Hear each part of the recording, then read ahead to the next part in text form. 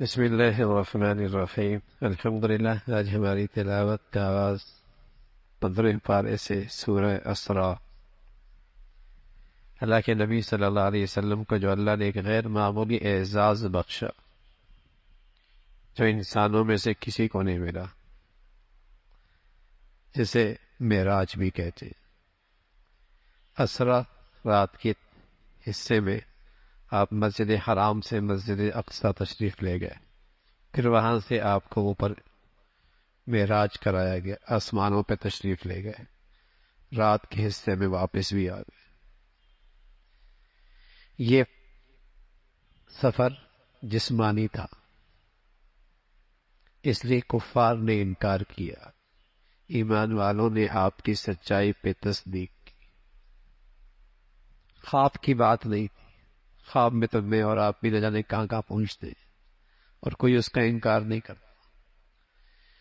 کفار کو انکار اس لیے لگا، انہوں نے اس لیے جھٹلایا کہ یہ کیسے ہو سکتا ہے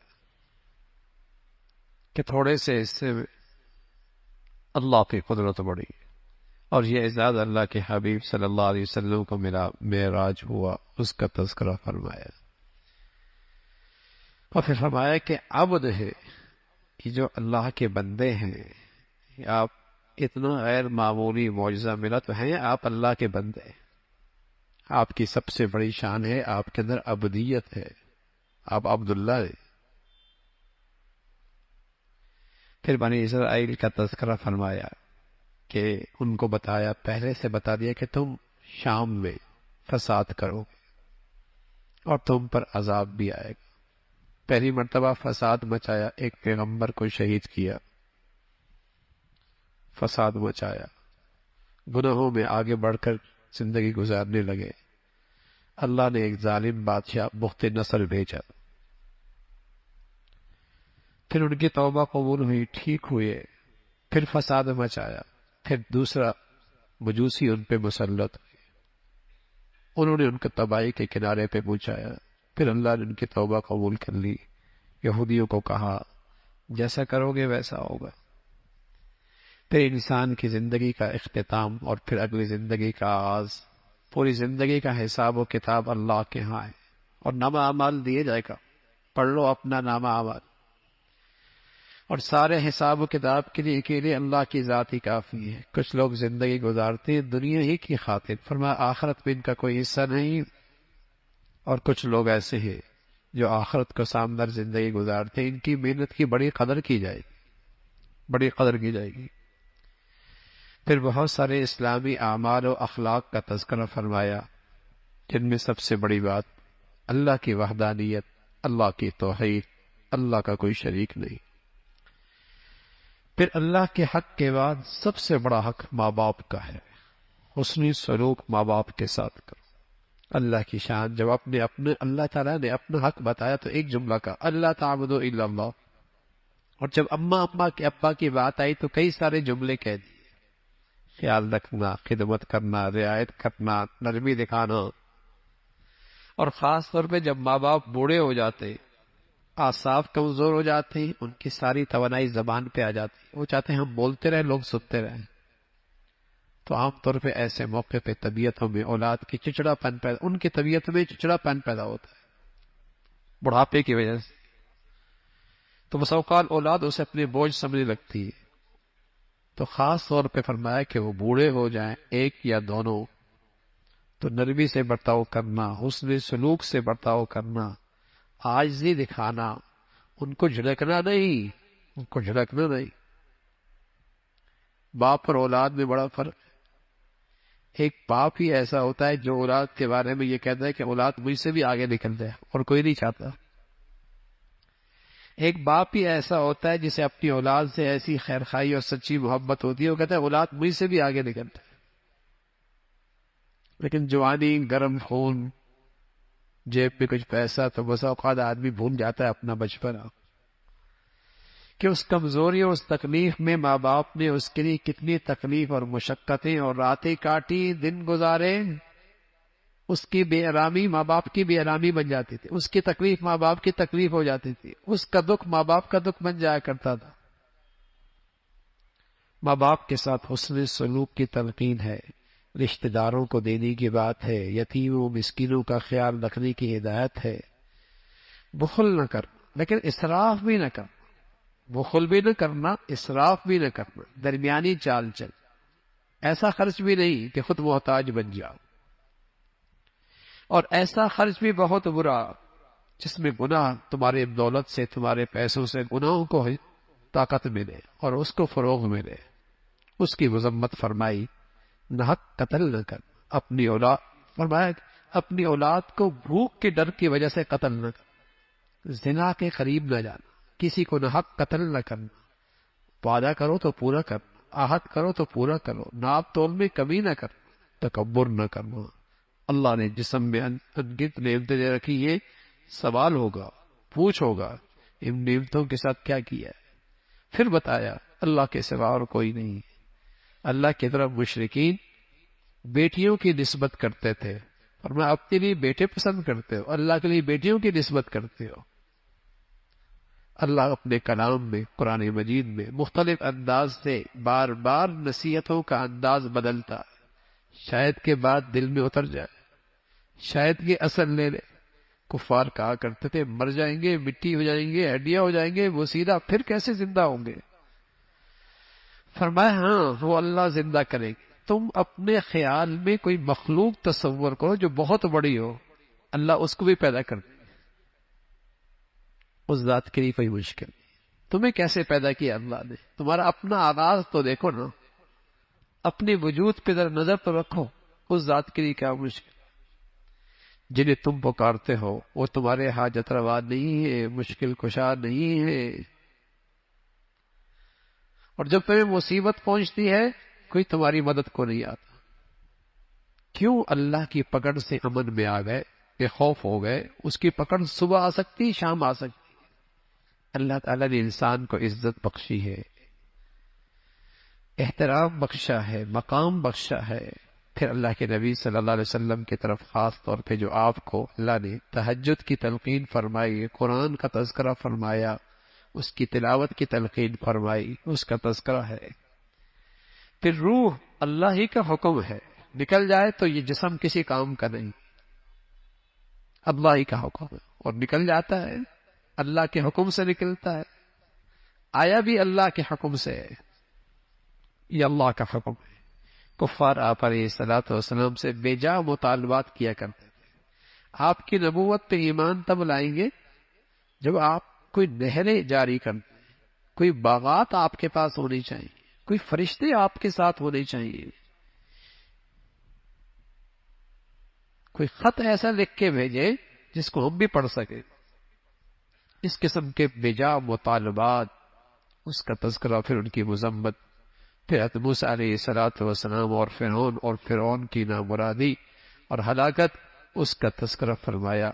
پھر اللہ نے اس قرآن کو جو اللہ کے حبیب صلی اللہ علیہ وسلم پہ نازل ہوا اس کا تذکرہ فرمایا، اور پھر آپ دعا آہستہ بھی نہ ہو، زیادہ تیز بھی نہ ہو، جب آپ اکیلے ہو درمیانی بات انداز سے اللہ کو یاد کرے، اللہ کی تسبیح اور بڑائی کرے، اس کا تذکرہ فرمایا۔ پھر سورہ کہف ہے، آپ علیہ الصلوۃ والسلام نے اس سورت کی فضیلت بتائی ہے۔ مسلمان ہر جمعے میں اس کا اہتمام کرے، ایک جمعے سے دوسرے جمعے تک اللہ کا ایک نور ہوتا ہے جو اس کی حفاظت کرتا ہے۔ فتنہ دجالیت سے حفاظت ہوگی اگر اس کی تلاوت کریں گے۔ اس کی ابتدا میں اللہ کے کلام کی عظمت کا تذکرہ ہے، اور پھر اصحاب کہف کا تذکرہ ہے۔ چند نوجوان تھے، ایمان لے آئے، اور انہوں نے دنیا کے ہر مفاد پر اپنی ایمان کی حفاظت کو مقدم رکھا۔ انہیں لالچ دی گئی، ایمان سے دستبردار ہو جاؤ، عہدے مل جائیں گے، اقتدار، ایک عہدے مل جائیں گے، مادیت کے بہت سارے نقشے دکھائے گئے، انہوں نے کہا نہیں۔ انہوں نے ہر موقع پہ اپنی ایمان کی حفاظت ٹھان لی۔ وقت کے حاکم نے انہیں مہلت دی، دوسرے طور پہ پھانسی ان کے سامنے ہے، یا تو ایمان سے دستبردار ہو جاؤ یا پھر یہ پھانسی ہے۔ ان کے اپنے بھی قریب آئے، بڑے خیرخائی میں کہنے لگے کیوں اپنے پاؤں پہ کلہاڑی مارتے ہو، اپنی معاش کی فکر کرو، اپنے معاش کی فکر کرو۔ ایمان اللہ ہمیں بھی ایسا نصیب فرما دے۔ کہنے لگے جو ذات ہے ربنا رب السماوات والارض، جو زمین و آسمان کی مخلوق کو کھلاتا اور پلاتا ہے وہ مجھے بھی پال لے گا۔ سب سے بڑا آج دنیا میں معاش مسئلہ ہے، اور ہر فتنہ معاش کی معیشت کی سواری پہ سوار ہو کے آ رہا ہے۔ اس نے مسلمانوں کی بیٹیوں کی حیا لے لی، نوجوانوں کا شباب لے لیا، عزت لے لی، آبرو لے لی، ایمان لے لیا۔ کیوں؟ معاش، معیشت۔ اگر یہ مسلمان کا یقین ہو جائے پالنے والا تو اللہ ہے، کیا اس نے ماں کے پیٹ میں نہیں پالا؟ تو زمین و آسمان کے پیٹ میں پالنا اس کے لیے کیا مشکل ہے؟ تم نے کون سی صلاحیتوں کا مظاہرہ کیا جس ذات نے تمہیں اندر زندگی دی اور زندگی کے اندر غذا بھی دی اور تمہیں توانائی بھی دی؟ تم دنیا میں آئے تو ہر طرف تمہاری محبت دلوں میں پیدا کر دی۔ ماں بعد میں کھاتی ہے، تمہیں پہلے کھلاتی ہے، اور بعد میں آرام کرتی ہے، تمہیں پہلے آرام دیتی ہے۔ یہ کس نے انتظام کیا ہے؟ ربنا رب السماوات والارض۔ ان نوجوانوں نے کہا ہمارا رب ہے جو زمین و آسمان کو کھلاتا ہے، ہمیں بھی کھلائے گا۔ معاش، معیشت بڑا مسئلہ ہے۔ آج مسلمانوں کی پاؤں کی زنجیریں یہی تو معیشت بنی ہے، اس لیے تو کہ غلامیت کی دلدل میں ڈال دیا ہے۔ اگر ان کو اللہ کی ذات پہ اعتماد اور یقین ہوتا اور اس کی مان کے چلتے تو آج ذلت اور پستی نہ ہوتی۔ تو ان نوجوانوں نے کہا ہمارا رب کھلائے گا، جس نے سمندر کی تہ میں مچھلیوں کو کھلاتا ہے، اڑتے ہوئے پرندوں کو کھلاتا ہے، بلوں میں رہنے والے چمٹیوں کو کھلاتا ہے، ہمیں بھی کھلائے گا۔ چٹان کے اندر کیڑا ہے وہ بھی غذا لیتا ہے، اس کی زندگی کا اہتمام بھی اللہ کرتا۔ یہ نوجوان اپنا ایمان بچانے کے لیے نکل کھڑے ہوئے، ایک غار میں آرام کرنے کے لیے لیٹے، اللہ اللہ ہے، سلا دیا، گہری نیند ڈال دی۔ ایسی گہری نیند سلائی 3 صدیاں سوتے رہے، 309 سال تک سوتے رہے، 309 سال تک سوتے رہے۔ قرآن کہہ رہا ہے دنیا بدل گئی ہے، ملک کے حالات بدل گئے۔ اللہ بھی یہ کہتا ہے ہم ان کو کروٹ دے رہے تھے، سورج کو ہم حکم دیتے تھے، چاند کو ہم حکم دیتے تھے، ہواؤں کو ہم حکم دیتے، میرے پیارے لیٹے ہیں۔ ان سب چیزوں کے اندر زندگی، ان سب چیزوں کی زندگی کی ضرورت ہے، روشنی ڈالتے چلے جانا، ہوا کے جھونکے ڈالتے چلے جانا، میرے بندے لیٹے ہوئے۔ 309 سال تک سلایا، بھوک نہیں لگی، پیاس نہیں لگا، اللہ نے اٹھا دیا۔ آپس میں کہنے لگے بھائی کتنے دن ٹھہرے؟ کوئی کہنے لگا صبح، کوئی کہنا شام، کوئی کہنا 1 دن۔ بھوک لگ رہی، جاؤ کھانا لے کے آؤ۔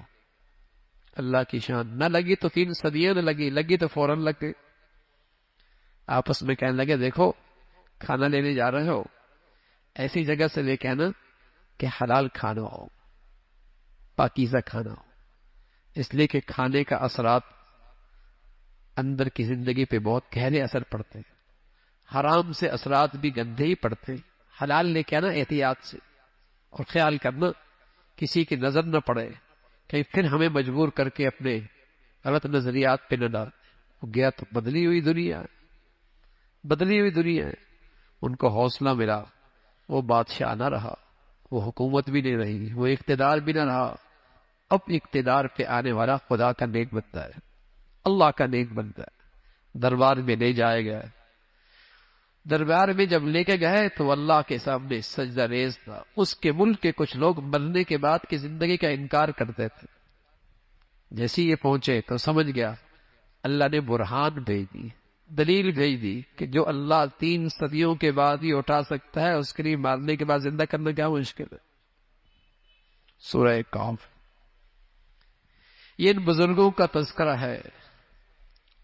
اللہ کی بڑائی، اللہ کی عظمت۔ جب بھی کوئی کام کرنا ہو تو یوں کہا کرو اللہ چاہے گا تو ہوگا، انشاءاللہ، انشاءاللہ۔ یہ مسلمان کی شان، یہ جو مسلمان کہتا ہے نا ماشاء اللہ، انشاءاللہ، یہ اس کے اندر کے عقیدے کا اظہار ہے کہ تدبیر میں نے کر لی، اسباب اختیار کر لیے، وسائل اکٹھے کر لیے، لیکن ہوگا وہ جو اللہ چاہے گا۔ یہ مسلمان کے عقیدے کا اظہار ہے کہ جو ہوا میرا کمال نہیں، بس ماشاء اللہ، جو اللہ نے چاہا۔ تدبیر ہو گئی، انتظامات ہو گئے، ساری منصوبہ بندی مکمل ہے، لیکن انشاءاللہ اللہ چاہے گا تو ہوگا۔ یہ مسلمان پہلے تو ڈاکٹر بھی ایسے کرتے تھے، بیماری تشخیص ہو گئی، دوائی تجویز ہو گئی، لیکن وہ لکھتا تھا اوپر وہ شافی، شفا تو اللہ دے گا، شفا تو اللہ دے گا۔ نہ اس ریسرچ سے کچھ ہونا ہے، نہ اس دوا کی تجویز کرنے سے کچھ ہونا ہے، نہ بیماری کی تشخیص کرنے سے کچھ ہونا ہے، ہونا تو وہ جو اللہ چاہیں گے کو۔ یہ مسلمانوں کے عقیدے کا اظہار ہوا کرتا تھا۔ انشاءاللہ اللہ کا حکم یہی ہے، انشاءاللہ کہا کرو، ماشاءاللہ کہا کرو، تاکہ تمہارے عقیدے کا اظہار ہو کہ ہاں اسباب و اختیار ضرور کرو، لیکن بھروسہ نہ کرو، اعتماد نہ کرو، اعتماد اللہ پہ کرو، اعتماد اللہ پہ کرو۔ پھر ایک شخص کا تذکرہ فرمایا جس کے پاس شاندار باغ، باغ میں بہنے والی نہریں، معاشی لحاظ سے، زراعت کے لحاظ سے بڑا صاحب حیثیت، بہت وسائل موجود تھے، لیکن وہ اپنی اوقات بھول گیا، اپنے اوقات بھول گیا، اور محسن حقیقی کو فراموش کر بیٹھا۔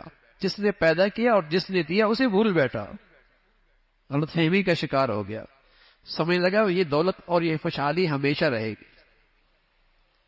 مرنے کے بعد کی زندگی پہ ایمان بھی کمزور ہو گیا، کہنے لگا اگر مر بھی گا تو وہاں بھی ایسی خوشحالی مجھے ملے گی۔ ایک سمجھدار دوست اس سے کہنے لگا اے نادان ایسا نہ کر، یہ سب اللہ کا دیا ہوا ہے، اس ذات کو نہ بھول۔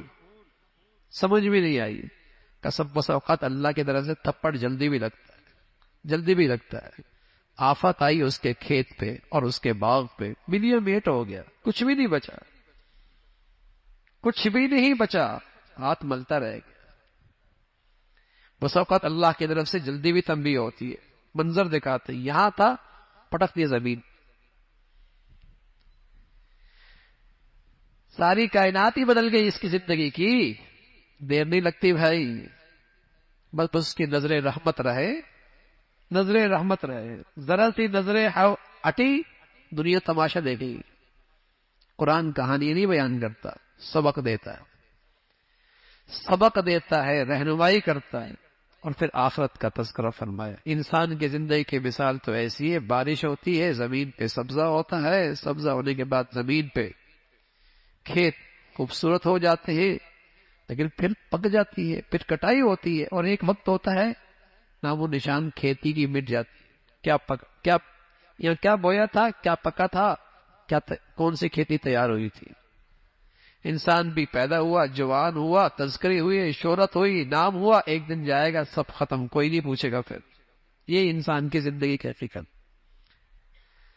پھر اللہ رب العزت نے تذکرہ فرمایا، اللہ رب العزت اپنی قدرت کی نشانیاں پیش کرتا ہے، بار بار ذکر فرماتا۔ پھر حضرت موسیٰ علیہ السلام کا خاص تذکرہ، جب انہیں پتہ لگا کہ سمندر کے کنارے ایک بزرگ ہیں، اللہ کے خاص بندے ہیں، حضرت خضر ہیں، جن کے پاس وہ علم بھی ہے جو موسیٰ علیہ السلام کے پاس بھی نہیں، تو تلاش کرنے نکلے، سمندر کے کنارے پہنچے، ملاقات ہو گئی اس اللہ والے سے، اس بزرگ سے، خضر سے، درخواست کی کہ میں کچھ دن آپ کے ساتھ رہنا چاہتا ہوں، مجھے اپنے ساتھ رہنے کی اجازت دے دیں۔ حضرت خضر علیہ السلام نے قبول فرمائی، لیکن شرائط لگائے ہیں، ٹھیک ہے بھائی، جو دیکھنا سوال نہ کرنا، جو بھی دیکھنا سوال نہ کرنا، خاموش ہونا۔ حضرت خضر علیہ السلام نے یہ بات کہی تو حضرت موسیٰ علیہ السلام نے قبول کر لی۔ وہ جانتے تھے اللہ کا نیک بندہ کوئی غلط تو کرے گا نہیں، تو قبول کر لی، ٹھیک ہے ساتھ رکھیے، اپنے ساتھ رہنے دیجیے، سوال نہیں کروں۔ اللہ کی شان، کشتی پہ سوار ہوئی ہے، اور کشتی والوں نے کرایہ بھی کوئی نہیں دیا، لیکن حضرت خضر نے اس کشتی کا ایک تختہ نکال دیا، ایک تختہ نکال دیا۔ اب موسیٰ علیہ السلام سے خاموشی کہاں برداشت ہو، اس نے احسان کیا اور ہم نے نقصان کر لیا، اس نے کرایہ بھی نہیں دیا، احسان کیا اور ہم نے نقصان کر دیا۔ بول پڑے یہ کیا کیا ہے، کہا نہیں تھا نہیں بولنا، کہا معاف کر دو، اب نہیں کروں۔ آگے گئے، اللہ کی شان، ایک بچہ کھیل رہا تھا، اس کی گردن اس کے جسم سے جدا کر دی۔ موسیٰ علیہ السلام کے بعد جو شریعت کا علم تھا، اس کے مطابق تو یہ سمجھ میں نہیں آیا، فوراً سوال کر لیا یہ کیا کیا آپ نے؟ بے قصور بچے کی جان لے دی، اس نہتے بچے کی جان لے دی. کہا نہیں تھا کہ آخری موقع ہے، ایک مہلت اور دے دے.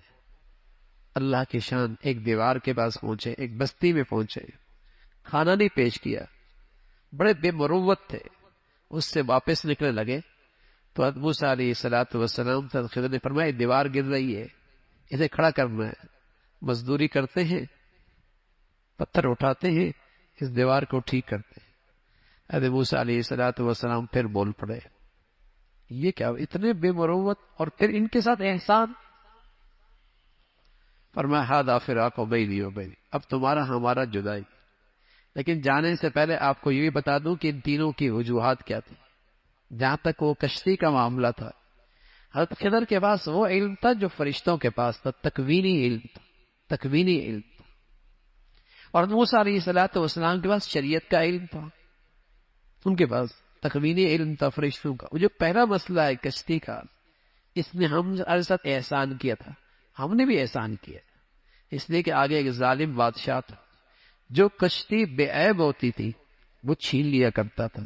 اس کو عیبدار کر دیا تاکہ اس کی مزدوری چلتی رہے، تاکہ اس کی مزدوری چلتی رہے.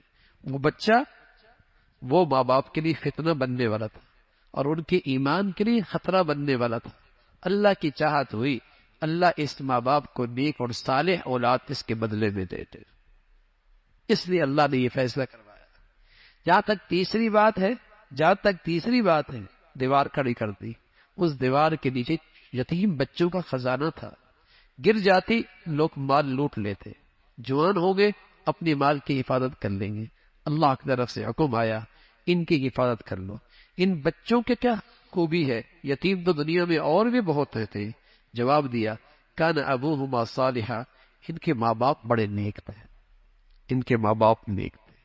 تو یہ واقعہ، یہ 3 واقعے ہیں، لیکن بہت کچھ آپ کو سمجھ میں سبق ملا ہم سب کے لیے کہ بس اوقات ظاہر کچھ اور ہوتا ہے لیکن اس کے پیچھے اللہ کی حکمت مصلحتیں کچھ اور ہوتی. ظاہر ہم کچھ اور دیکھتے ہیں لیکن اس کے پیچھے جو اللہ کا نظام چل رہا ہوتا ہے اس میں بڑی حکمتیں اور مصلحتیں ہوتی ہیں. اور ساتھ یہ بھی بتا دیا کہ اگر ماں باپ نیک ہو تو اللہ ان کی اولاد کے رزق کا انتظام ماں باپ کی نیکی کی برکت سے ان کے مرنے کے بعد بھی اس کا انتظام کر لیتے ہیں.